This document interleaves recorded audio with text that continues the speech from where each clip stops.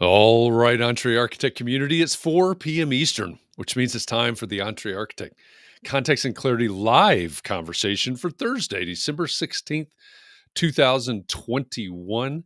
This is our last Context and Clarity live of 2021, believe it or not. That's where we've made it to. If you're joining us, say hi. Let us know that you're here and let us know where you're joining the conversation from if we've never met before. My name is Jeff. I come here every weekday afternoon at 4 p.m. Eastern for one reason, so that we can find clarity around the things that matter most to you, the architect. It doesn't matter if you're the employee of a firm or you own your own firm.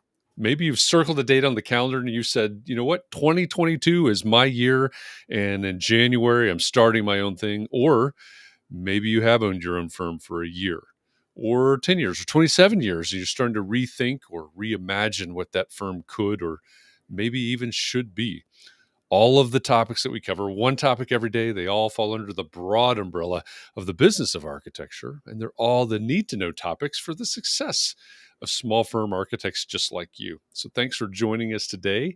As always, for Context and Clarity Live, I am joined by my co-host, Katharine MacPhail. Katharine, hi, how are you? Hi, Jeff. I am great. How are you? I'm well. Good. Katharine has finished her iced coffee now. We've been talking about coffee for a while. Yep. And Bad we're idea. ready to go. I should Mm-hmm. have had an espresso, and we could really be amped up and ready We to go. could. But Doesn't yep, 2022 just sound like the future? It's so, it is the future. it is the future, but I mean, like way in the future, not in a Yeah, couple weeks future. yeah. I'm pretty sure when we come back, we'll be back in full swing. We have several context and clarity events between now and the end of the year, but January 3rd, I think it is Monday, we'll be back in full swing. The context and clarity thing coming to you live from the metaverse. Mm-mm. Oh, maybe not. Okay. No, That's Catherine sooner than I says no. thought. Okay. I think they just got vetoed. But yeah, it does absolutely sound like the Jetsons ought to be zooming around Mm-hmm. when we talk about 2022. I see Christian has joined us from Ithaca, New York. It looks like he's first in, so Christian wins today's crocheted bathtub. Thanks for joining us today, Christian. Tim Dearborn's joining us from Stockton, California. Mark LePage from North Carolina. Kurt's joining us from Twitch and Flint, Michigan. Glad you're joining us. And Benita's over there on in Atlanta on LinkedIn. Glad you're joining us today. LinkedIn linked Benita in. I don't know, one of those. Thanks for joining us today, and everybody else that's joining us. I'm looking down the list, and it looks like everybody is showing up as themselves. If you happen to be on Facebook right now, and you look at your comment and you say, hey, wait a minute, my name is not Facebook user, and my face doesn't look like that odd silhouette of a fake person, then the reason that's happening is that you're in a private Facebook group right now. And because of privacy policies, your name and likeness can't escape the group unless you allow it to, unless you give permission. So if you're showing up in that way and you want to change that, if you want to show up the way Scott Thrift is from San Francisco right now with his picture and his name there, then you need to go to chat.restream.io/FB, as in Facebook.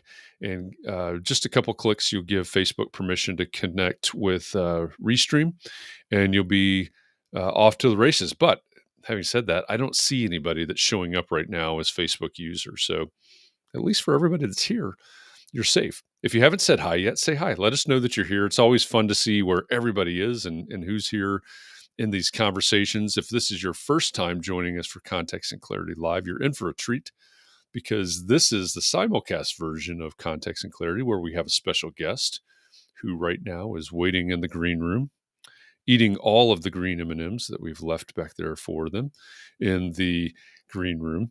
And we're going to have a fascinating conversation, which I think is a great follow-up to our conversation last week with Michael E. Gerber, the author and or co-author of the entire E-Myth franchise. Last week, Michael Gerber challenged us to think differently, to think about the future of what the business of architecture, the practice of architecture is. And I think this is the perfect follow-up to that conversation. So again, thanks to everybody that's out there and has joined us. If you haven't said hi yet, say hi. let us know that you're here and let us know where you're joining the conversation from. And let's get this conversation started. We may be running out of green M&Ms by now. I don't know. I don't know. I don't know. I don't know how much our guest eats when it comes to green M&Ms. So we better Oh, get well, to it. yeah, it could just be our supplies running low. It is the last show of the year. It is the last show of the So it's year, not. and as a good host, you never want to run out of green M&Ms. So No. we better get to it here. Our guest today has spent a career immersed in innovation and thought leadership related to the design and construction of housing. She's a writer and a collaborator who's operated in the overlap of the real world Venn diagram of the most innovative ideas and people in the housing industry. She's the vice president of ambassador and industry partner programs at BuildXACT, a construction management software company based in Melbourne, Australia.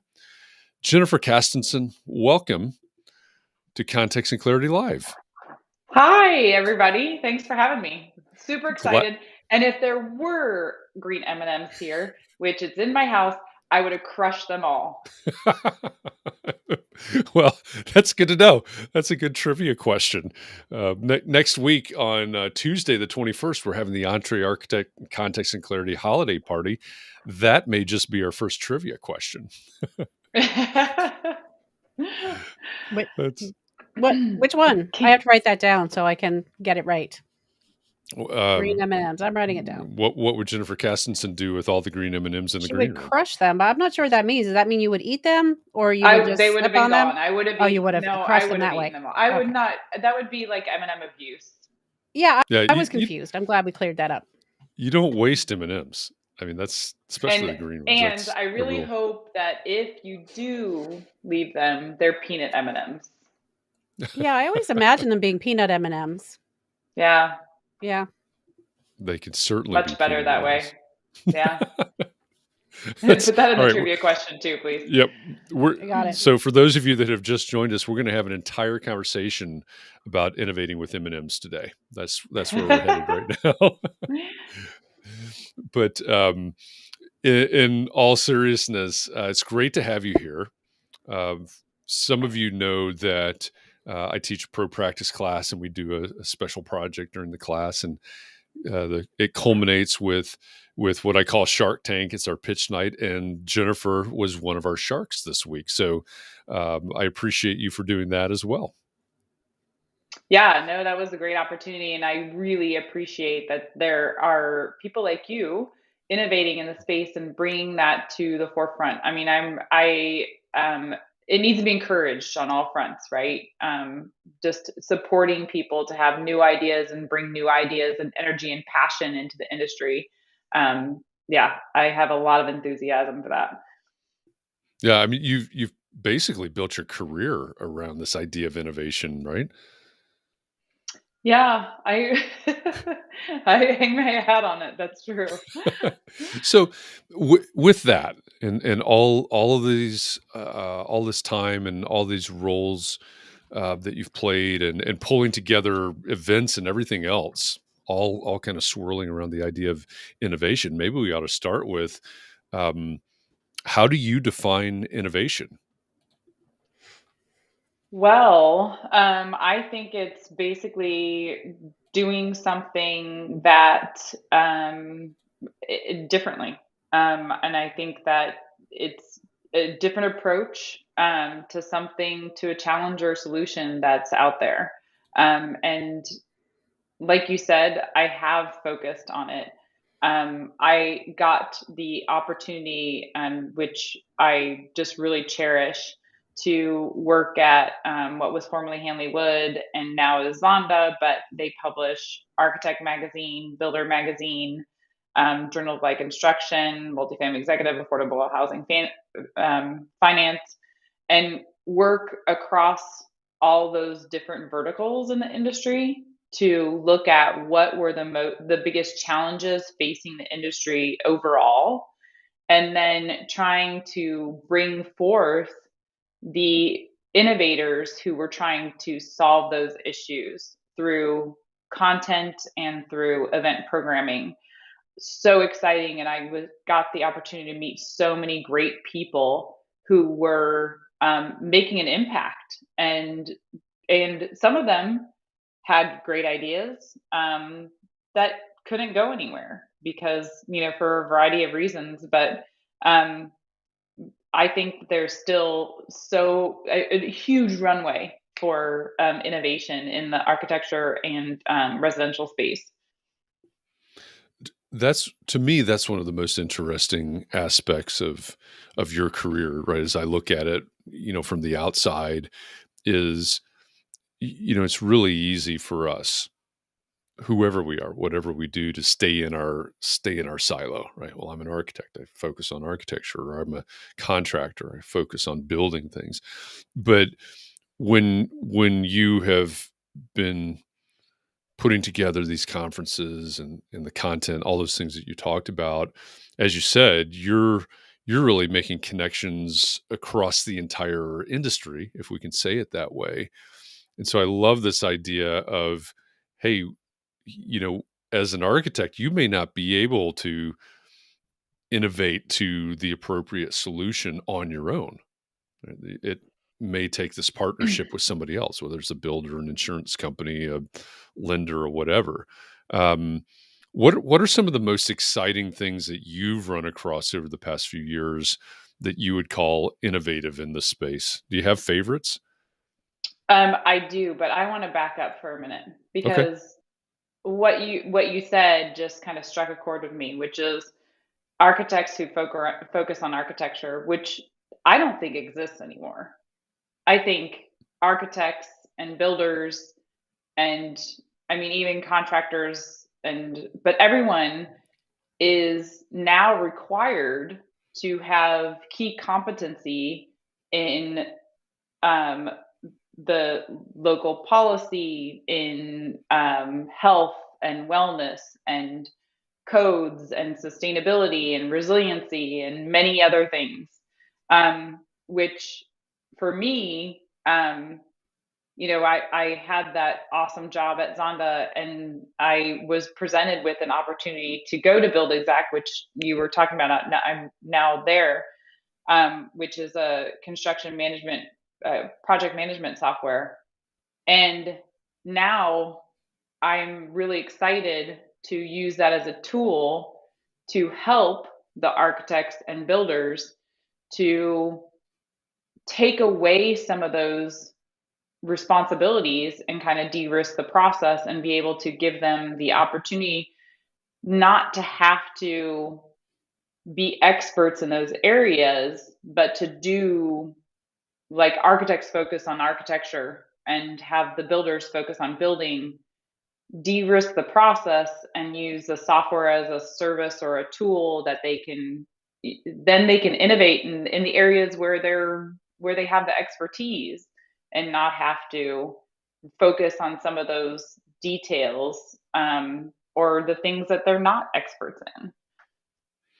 Well, let's go down that road then for a while. And I love that idea, right? It's delving into, or maybe even finding new or exploring new expertise. But what do you see out there in the world, so to speak, in terms of maybe the best partnerships? How are people finding each other to connect? The builder, contractor, architect, others. How are they finding each other, and how are they developing these partnerships that leads to innovation, with each playing to their own strengths, maybe? Yeah, so I see it's happening in a variety of ways. I do think that we have not, as an industry, created a space that is like a maker space. And it's something that we tried to do when I was at Zonda. We tried to create this event that was called Hive, which was Housing Innovation Vision Economics. Now at BuildXACT, my role is focused on getting to a point in 2 or 3 years where we host an event for dealers and builders together, where they can really collaborate. But until then, we'll be putting them together within the software and allowing them to interact, and we'll be tracking how they interact and then sharing that with the industry at large. But I mean, I think there are some people who are at the forefront and have figured out how to make connections in the industry. And some of them, come to mind, and they do it at events. They reach out on LinkedIn. They're doing research. They're writing about it. They're sharing it with people. And I think the key is sharing and transparency, because the more you share, the more comes back to you. And any idea, I've worked with several people who are willing to just be open books and share the innovation that they have, and it's amazing to me the kind of snowball effect of that, and how many other people are able to jump in and offer their services. They all of a sudden have manufacturers who want to be part of a pilot project, who want to layer in and write a white paper. And I've seen that happen in several different capacities over the past 8 years. As you were talking, and this came up this morning too. So for those of you out there, whether you're listening to this on the podcast or you're live with us now, if you don't know this already, we start out our conversations every morning on the Clubhouse app at 9 a.m. Eastern. We call it our half-hour coffee talk. So this morning we previewed this conversation, and somebody said something. I don't remember what it was. And as you were talking, it reminded me of the book, Where Good Ideas Come From. Have you ever read that book? It's Stephen Johnson, Where Good Ideas Come From, The Natural History of Innovation. As you were talking about that transparency and that openness, he talks, I don't remember the terms off the top of my head anymore. It's been a while, but he talks about proximity and parallels and basically rubbing off on each other. And that's exactly what you're describing is what's in that book. That's a good read for anybody out there that likes to think about innovation or aspire to innovation. Stephen Johnson is the author, Where Good Ideas Come From, The Natural History of Innovation. So at BuildXACT, it's a software mainly for contractors, right? So it is for builders, dealers, and contractors, remodelers. And we actually just did a collaboration with Epicor and their BuildXACT system, which is an ERP. And so it actually is integrates our software with theirs, so that when a builder places an order, it gives the exact pricing from the dealer. So it is more transparency and accuracy than these builders have been able to have before. And in today's market, it's huge. And in general, it just takes something that was a 4-hour process and makes it a 1-hour process. So another way that collaboration, just another example of collaboration that leads to innovation in the industry. And this is just announced like a few weeks ago. So it's super exciting. Okay. And for those of us out here that don't know what it is, what's an ERP? That is the dealer's pricing system. It's a cost system. Okay. And it obviously is an acronym that I'm not thinking of at the moment, but it's an ERP. And so and Timothy's asking where architects, and actually I know Mark LePage was in here, but I am working with Mark LePage right now to validate a plugin for architects in the system. So we'd like to bring in floor plans and architects into that process, because actually I was visiting with a dealer 2 months ago, and they had an architect on staff, and then they realized they just couldn't support an architect on staff. It was just too much for them because they're trying to run their business. And just like I was saying before, dealers need to focus on being dealers and those operations. So trying to figure out how we can have architects' floor plans already built in, and then all of the product list is associated with that, and then they can kind of like add it to a cart. A customer chooses that floor plan, it goes into our software, it goes direct to the dealer, all the product is picked, and then the builder can focus on the house. And again, talking about how we can help the builder process, we could have floor plans that are net zero or all electric or fire resilient, things that help the builder provide solutions for the customers, focus on health or well-being or whatever it is, without having to be an expert in that area. So we could have architects who are experts in that type of design, provide those designs, have the product list built out, the product lists go direct to the dealer. And so it's just creating a more seamless product process. Thank you, Benita, for enterprise resource planning. This part of the community, they're going to figure it out. They're going to find the answer, Love whether it. we've got it or Love not. it. Yeah. Well, I think, and Mark is, Mark LePage has commented this as well. He says, imagine if architects could access that estimating cost data. As you're describing that, that's exactly what is coming to my mind, because I'm having conversations with architects around the world that are scared of cost, right? They're designing something that costs twice as much today as it did 24 months ago, something like that. I think collaborating so that as you're designing, you have some idea of what the implications are. It's all got to be reducing friction eventually for the for the client. No matter Well, what Jeff, kind of I project think it is. another thing too that I'm sure you've studied before is the network effect. So Right. yeah, so that's something that we're very, very focused in on is, what does that mean? And that means that the more people are using your system, the more value it brings to all of the users. So the more dealers that we have that are using it brings in more builders, and as the builders use it, it brings in more intelligence to the system. And it just brings everyone more value. And again, if we add architects to that mix as well, again, bringing more value to all the users. Yeah, I think on a 30,000 foot level, I mean, that's the exact argument as well, just simply for collaboration, being transparent and collaborative.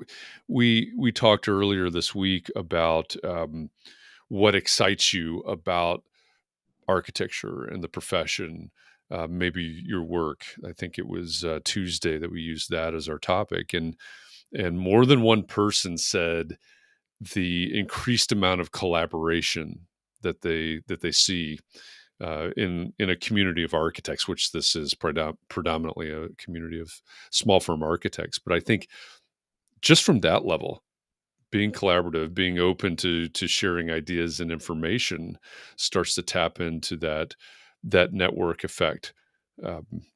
Gaining knowledge from other places. Mm-hmm. Yeah, for sure.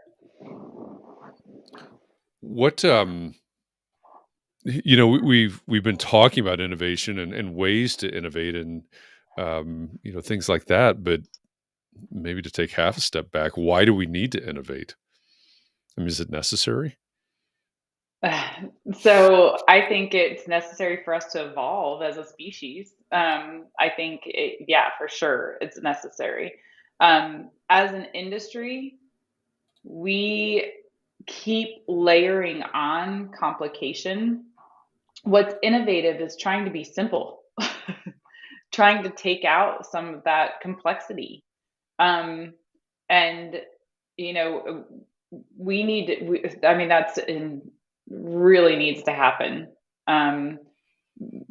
in order to get more of the housing supply that we need and to make it more affordable, which are just critical issues today. And another critical issue is the extreme weather events we're having. And how do we respond to that? We have to be innovative. We have to start thinking together. You asked before who I think has some of the best, most innovative projects. And again, I'm going to be talking about collaborations. I'm really excited about this project that was brought forth by Procter & Gamble, lo and behold, but it's called the 50-liter home. And they are doing this initiative with a number of partners, including Kohler, and I shouldn't say anymore because I don't want to get them wrong. But some global partners, to show how we can live off of 50 liters of water in our homes. And that's such an important issue with water scarcity in a lot of places. Even here in the US, there's water scarcity. And then also it's super important because they just put out a report that shows how much carbon we use heating up the water in our homes. And they're calling it just an invisible issue. It is really, really important for us to focus and create collaborations like that. Thank you for putting out that website. It's such a cool project. But it is incredibly important. And that is a really cool example of collaboration and innovation. For those of you who are listening, those of you who have joined us live, if you look at the bottom left of your screen right now, there's the URL for the 50-liter home project. It's 50lhome.org is the website there that the project Jennifer was just talking about. And it's, I'm going back to what you said several minutes ago about, basically you can't exist in your silo anymore, right? There has to be this collaboration. I love ideas. I love ideas like this. And, you said Procter and Gamble, and I don't know how many people, I kind of chuckled because I know where you are and I know where Procter and Gamble is, but, Yeah. but I'm sure there are a lot of people in the audience that went, Procter and Gamble, Yeah. that doesn't seem like architecture, but that's the point, right? Yeah. So I actually found out about this project. What Jeff is alluding to is that I live in Cincinnati and Procter & Gamble is based in Cincinnati, which, every person, I would say every third person that I meet here works at P&G, Procter & Gamble. But the reason why I even knew about the project was because they had a virtual display of the 50-liter home prototype at the Consumer Electronics Show last year, which is the first time I heard about it. So it was really cool, and I'm actually continuing to track it. And one of the things that I'm working on at the moment, I'm a contributing writer for Forbes focused on innovation in housing, but I'm writing an article on the 50-liter home right now, so I hope to have it published in the next couple of weeks, but on some of the initiatives that they have going right now. Yeah. So if you're an architect, there's a couple dozen or more live in our audience right now, and more that will listen to this or watch this in the future. But what is step number one? There are a lot of us, right? 20 months or so ago, things shut down and people shut their offices down or were sent home, and we've been separated a lot and in our own bubbles a lot. So if you're an architect, how do you get out of that bubble and kind of break out into these into this space and find collaborators? Yeah, that's a great question. I think everybody's going to have their own unique style to do it. And I think you can do it in different ways. I don't think you necessarily have to be an extrovert. I think it's just sharing your ideas. You can share your ideas through Mark's platforms on Entre Architect. You can share your ideas through LinkedIn. You can write about them on LinkedIn. You can just there's so many different unique ways. If you do want to, I would say you can create, join local groups, and be able to talk to people, and even join groups that are a little bit different. They don't have to be in your vertical. So join the local group of general contractors, join the local group of builders, the Home Builders Association in your area. to share ideas and get new ideas, and be able to create collaborations or partnerships. And not necessarily, they don't have to be formal, or just, it could just be gathering ideas. I think there's so many different unique ways, and it can be totally based on your own style and personality. I think that's a great point. And for any of you that read the book that I mentioned before, Where Did Good Ideas Come From? I think there's a story in there about scientists sitting at different tables, eating lunch, wherever scientists work, and the trade-off and the exchange of ideas that leads to big innovation. It doesn't have to be some grand gesture. Yeah, but I have to say though, working in this space for a number of years, so many of the great ideas and so much innovation is driven by architects. And I think that architects are such a huge force, change agent for the industry. I know that, many of the architects that I know are the ones that are driving the pilot projects, the ones who are doing the research, who are publishing the research, who are looking at the different ways that some of the first people I knew researching COVID were architects. Um, and how it impacts society, and they weren't just doing surface and talking about just design. They were looking at culturally, and how it's going to impact society. It amazes me, and I go back time and time again to some of the architects I know to understand what they're working on, in order to inform myself about what are the trends in the industry and where we're headed. It's so exciting. There's a handful of people that I just always just totally geek out on when I get to talk to them and hear from them. So where do those ideas come from? Is it simply identifying? So, I mean, COVID's obviously a big problem, but is it simply looking around and identifying a problem that needs to be solved? So that's a good question. I mean, I think what we've found, and the responsibility that we as a society have put on architects, have made them the experts in this area.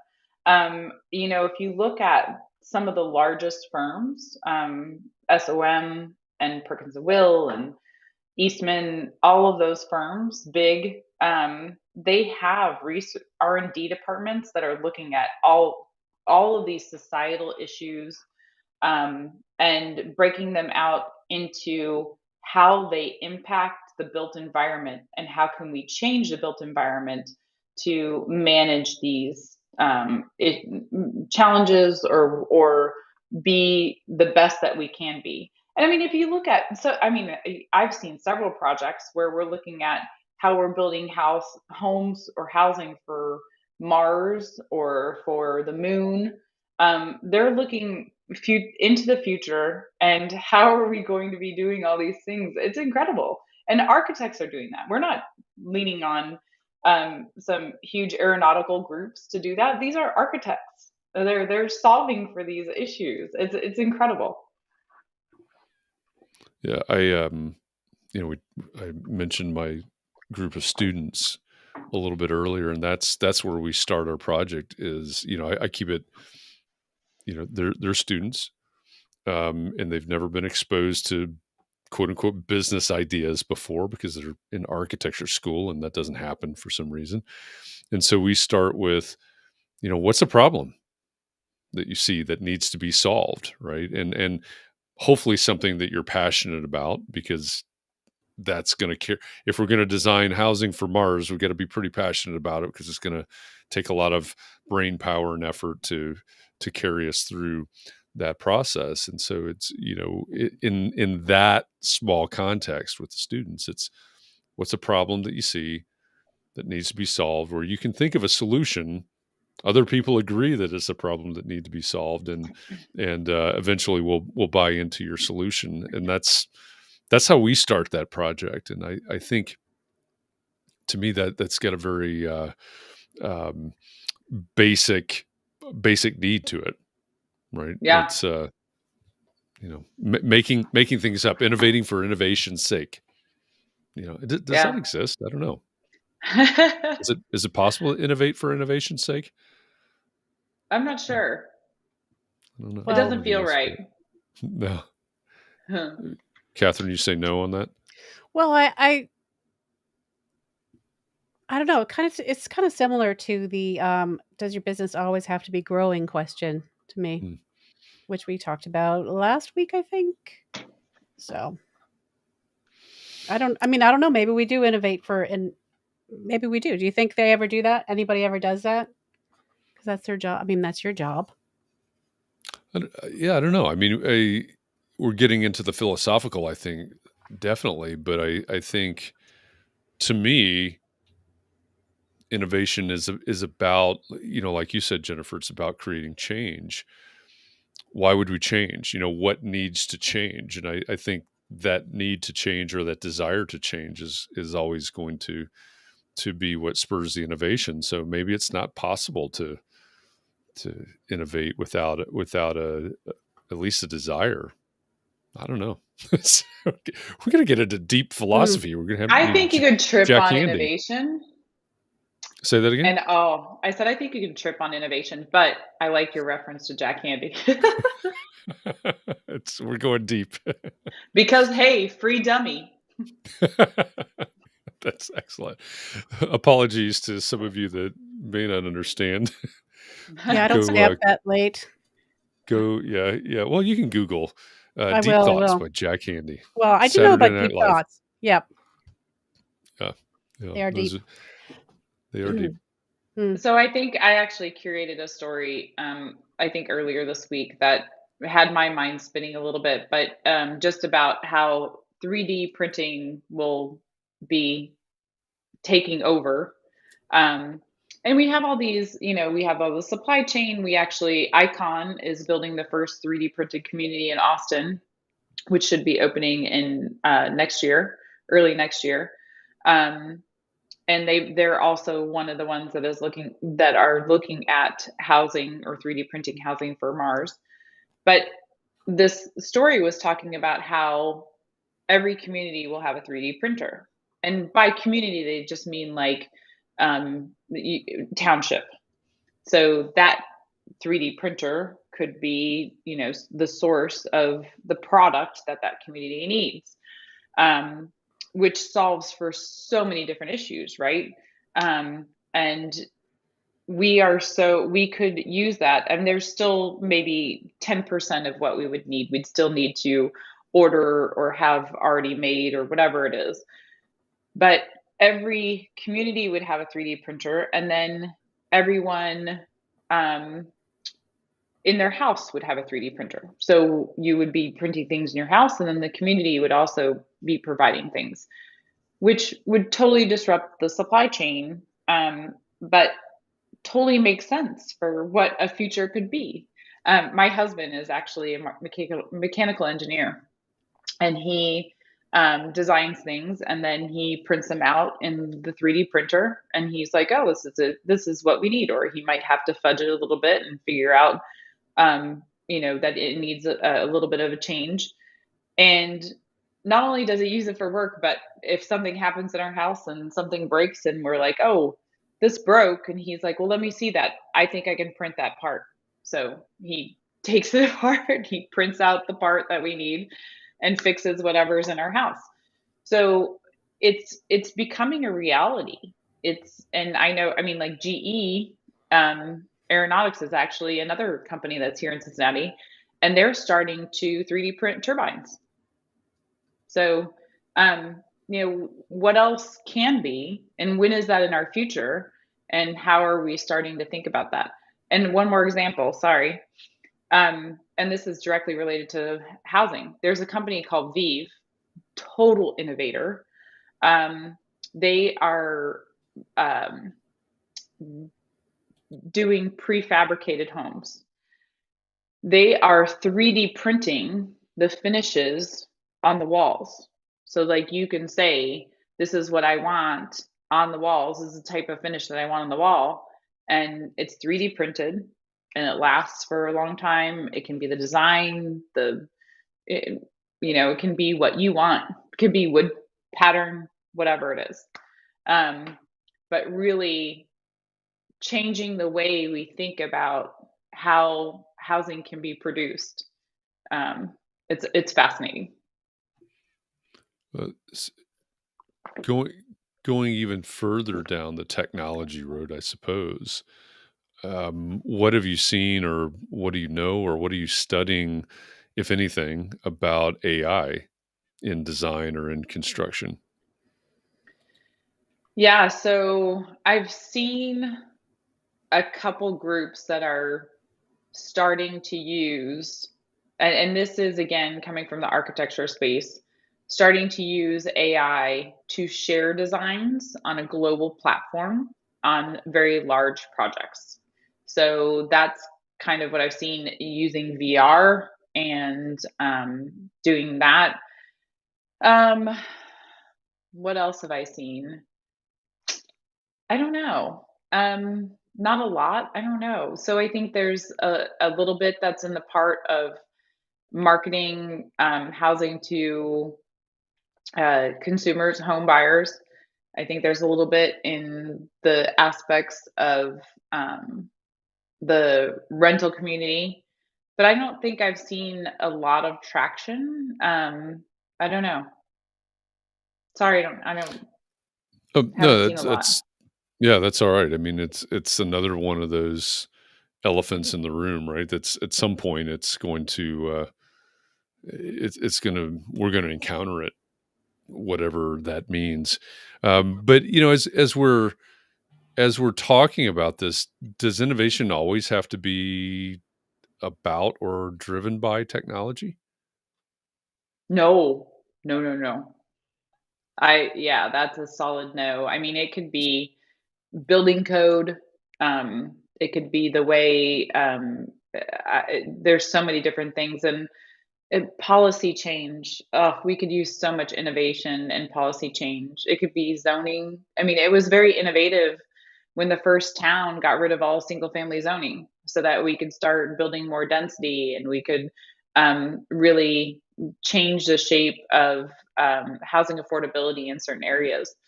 So, yeah, it's not always technology. It can be in any shape or form. It could just be who you start collaborating with. It's who you could start talking with.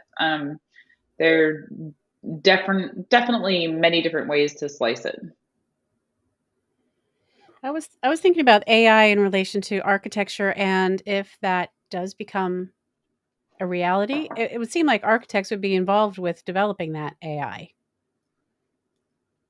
right? So then would it be bad? I know people are that maybe came up as one of the fears this week, talking about AI taking our jobs, but I would assume that someone programming that is going to be in the design field. Yeah, So, I don't. Yeah. That would give us something to do. Yeah, Yeah, I mean, right. I think it's like anything. I mean, it's a tool, right? So how are we going to use the tool?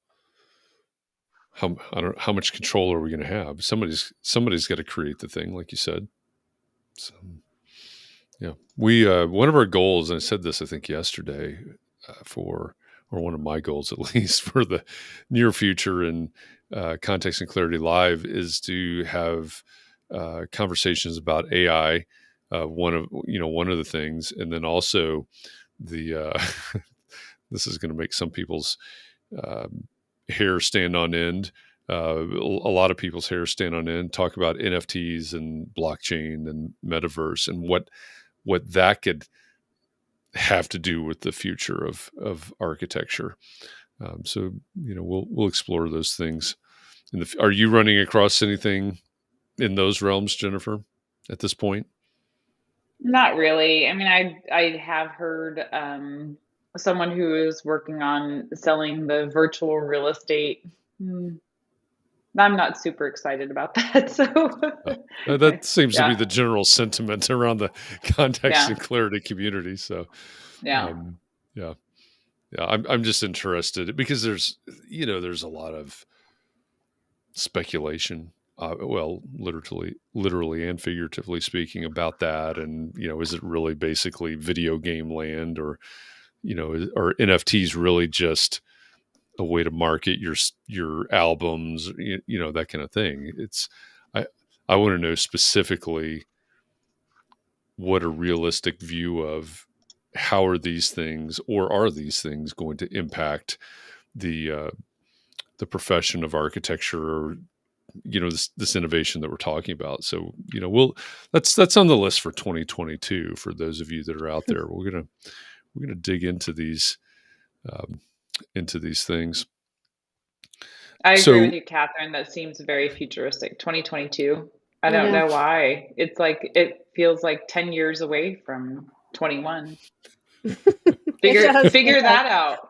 Yeah. I don't know. I don't know why either, but it does. It just feels like, when I grew up in the 70s, when I was a little kid in the 70s, thinking about 2022 was just like the Jetsons, definitely flying cars for sure. No, there are no flying. I think flying cars are just a bad idea, but the rest of the Jetson stuff is actually happening. And as I've said before, well, I think flying cars are a great idea, but mostly if it's just me that has one. Well, right. It would have to be just me or just you and not everybody. Right. Yeah, it'd be a mess. Okay, well, we're going to have one flying car. Well, she can have one in Ohio. I'll have one in Massachusetts. Okay. All right, fair enough. One per state, apparently. I don't know what we're doing about. I don't know what we're doing about interstate travel here, but yeah, flying cars. What in your work at BuildXACT, which I agree with. I think it was Mark earlier said, wouldn't it be awesome if architects could have access to real-time pricing, or you create a team that has a builder and others where the real-time pricing is coming into your network. What else do you see as really practical steps, practical innovations, even if it's simply near future kinds of things? There's a lot. I mean, I was having a conversation with Kurt earlier today, actually. I was down in Cincinnati a few weeks ago, and I had a speaking engagement down there for a group of architects, and one of them said that they couldn't get bar joists. I think he said until 2023, because Amazon projects had sucked all of those out of the supply chain. And several people in the entree architect community said, yeah, and dock levelers and all these other things. So we've got supply chain issues, like you said. Everybody's like out of their mind busy in a lot of areas. What are some practical things that you see going on right now that are applicable in 2022, the distant future of 2022? Is there anything that's just sort of down and dirty? Hey, this is a great change that's just been made or that's coming. So, I mean, I think it's unique situations, right? So, each firm really needs to look at what's going on within their organization, how they can innovate. I think there are things that I'm very excited about, which again, is something that's super easy to change, is workforce development, diversity and inclusion. The ESG initiatives, I'm also super excited about. A lot of investors getting behind that. I think that's incredible, something that needs to happen. Now, it's hard to say whether that's going to be an easy change or not in both of those realms. But I think that specifically with diversity and inclusion, I think that's a super easy change. Look at your board, look at who you're working with, who you're hiring, making sure that there are minorities represented. I think also just looking at solutions like I was just talking about, making sure that you are looking at technology in ways that can drive efficiencies for your organization, so that you can bring value to other parts of the process. So I was talking about our BuildXACT software, how it can help the builders and the remodelers and contractors and dealers, and let them focus on other tasks that hopefully will bring about more sustainable, more affordable solutions, and elevate the industry at large. So I think there's a lot of different ways to look at it, and it's pretty unique to each situation. So it seems like the bottom line for some of these things is that a lot of us have to get out of our shells and concentrate on team building. We can't, Yeah. we can't just rely on ourselves, on our own knowledge. Of course, that would sort of be the antithesis of innovation, I suppose. But get out and if let me go this direction with it. Right, we've got the traditional design, bid, build model. And this may be a whole can of worms that I'm opening up now, but we've got this traditional design, bid, build model of, obviously design and construction, relationships between architect, contractor, and owner. Does innovation kill that model? Right? Does the necessity to build teams at an early stage kill that model? So I don't want to say I hope so, but kinda. So I think that, even with, I've been really paying attention to modular construction and prefabrication and studying that a lot and writing about it for Forbes and so on and so forth. And in that process, it takes a lot of collaboration in before you get started, because once you get started, it's not, you're not turning around. Like, there aren't change orders like you can do when you have on-site construction. So it's, that also is just kind of changing the model of how people operate and how things are built, and in a good way, because if we do it that way, there are huge efficiencies and huge cost savings, and we can provide more affordable housing for or more affordable projects. Hospitality is one of the industries that's really leveraging modular and prefabrication. So and that's just a good example of how that collaboration needs to take place and how it's changing the design process. Yeah, I think I'm with you. I think the hopefully that is headed the way the design, bid, build format is or model is headed the way of the dinosaur. I know we're right on the edge of the top of the hour here, so we'll have to wrap this up. But as we head there, as we wrap up this conversation, what do you what's your number one tip, maybe, or top 3 tips, or whatever you want to do for small firm architects that are looking out, at the prospects of the future of their practice and how they serve clients and what the business looks like? Do you have any advice for small firm architects? Sure, I think you hit the nail on the head. Don't isolate yourself. And then the other thing is, Mark LePage put a link in the chat to be part of an event that we're working on together. That would be a great way to talk to others, learn from others, share ideas, and have great conversations. But I think just in general, like being part of a group like that, and it doesn't necessarily mean a live event. Like I said, your solution needs to be custom to you and your needs as a small firm architect. And you can create groups online to learn from. You can find information online to learn from. But I would say also don't stop reading and learning. Like I read a book a week, and there's so much to learn.